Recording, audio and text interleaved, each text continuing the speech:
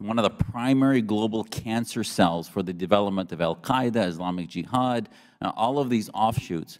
The primary source of training ground is the Muslim Brotherhood. If you look at the radicalization of a lot of Islamists in the United States that go from the belt, the conveyor belt of nonviolent sort of political, anti-American, anti-Semitic political Islam that go towards radicalization, it often starts with Brotherhood legacy groups in America. And well, again, I'd use the Cold War analogy, where we were worried when we took on the militant Soviets that we would alienate the moderate non-Soviet communists. To say you can moderate the Brotherhood is like saying you can moderate the Communist Party into capitalists. It's impossible. How important a role does violent jihad play in the Muslim Brotherhood ideology?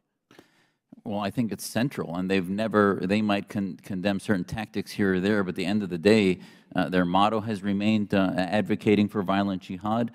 Their be prepared passage from the Quran is simply a battle that they use as their rallying cry. So at the end of the day, they are a jihadist organization that believes in the technique of violence as one of the avenues to be used. Okay, so these mental gymnastics and confusions that you're having is exactly what the Brotherhood wants to happen by dividing themselves into secret committees that push forth violent arms and other committees that use political processes to come to power.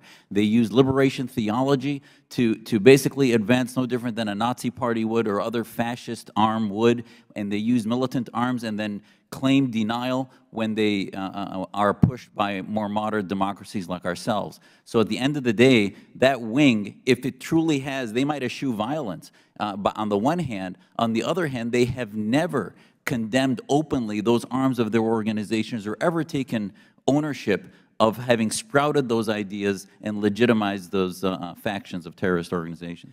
It is beyond bigoted to say that the Muslim community is represented only by our establishment Islamists who dominate oppressively our community.